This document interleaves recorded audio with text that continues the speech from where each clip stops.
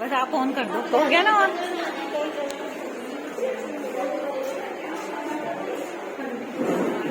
Hello, अब बेटा एक बार प्लीज शांत हो जाएंगे आप लोग। पीछे सभी गर्ल्स, ये देखो अभी भी लंच चल रहा है हमारे बच्चों का है। अब तो छुट्टी का टाइम हो गया बेटा। मैं डॉक्टर पुष्पा चौधरी, ठीक है, और मैं एसडी टीचर ट्रेनिंग कॉलेज में पढ़ाती हूँ और साइकोलॉजी मेरा बेस्ट और बहुत बढ़िया सब्जेक्ट है। वैसे टीचिंग एंड लर्निंग मैं बीएड में पढ़ा रही हूँ, इंटीग्रेटेड कोर्स में भी मैं पढ़ाती हूँ, बीएड में भी पढ़ा रही हूँ। और हमारा जो है टीचर ट्रेनिंग कॉलेज जो है वो को एजुकेशन है। अब को का वर्ड तो आप सब लोग ही जानते हो कि उसमें लड़का और लड़कियां दोनों ही पढ़ते हैं। अब लड़कियों को तो हर कोई समझा दे, लेकिन इन लड़कों को समझाना बहुत मुश्किल होता है, समझ रहे हो? मतलब उनको क्लास में किस तरह से पढ़ाना है, किस तरह से टैकल करना है। और ये साइकोलॉजी में हम सब लोग जानते हैं कि बच्चों को हमें किस तरह से टैकल करना ही आना चाहिए। ना उनको डांटना है, ना बिल्कुल फटकारना है, ना कुछ उनको किसी भी तरह का कोई भी प्रेशराइज करना है। बस उनके संवेगों को समझकर ही हमें उन बच्चों को पढ़ाना होता है। और उनकी भावनाएं हमारे लिए बहुत महत्वपूर्ण है। तो उनकी महत्वता को समझते हुए मैं आपको सिर्फ एक छोटा सा साइकोलॉजी के इतिहास के बारे में बताती हूँ। तो साइकोलॉजी को इतिहास जो है वो एक परिभाषा से स्टार्ट होता है। इतिहास की परिभाषा है कि मनोविज्ञान का मनोविज्ञान का अतीत बहुत लंबा है और इतिहास बहुत छोटा। आप जानते हैं सब लोग? भाई आपके टीचर्स ने पढ़ाया होगा। इतिहास की एक बहुत महत्वपूर्ण परिभाषा है कि मनोविज्ञान का अतीत बहुत लंबा है और इतिहास बहुत छोटा। तो अतीत तो जहां हमें लिखित साक्ष्य भी नहीं मिलते हैं, इसलिए अतीत बहुत लंबा है। और इतिहास जो है 16वीं शताब्दी से मनोविज्ञान का स्टार्ट हो जाता है। तो ज्यादा मैं आपको देखो बोर तो करूंगी नहीं, क्योंकि आप सभी लोग परेशान हो रहे हो, बोर हो रहे हो, मतलब क्या प्रॉब्लम है डेली, ठीक है। लेकिन फिर भी अरस्तु जो थे मनोविज्ञान के जनक माने जाते हैं और जननी कौन है? दर्शन शास्त्र, ठीक है। मनोविज्ञान के जनक कौन? अरस्तु और जननी कौन? दर्शन शास्त्र। दर्शन शास्त्र से ही मनोविज्ञान को अलग किया गया था।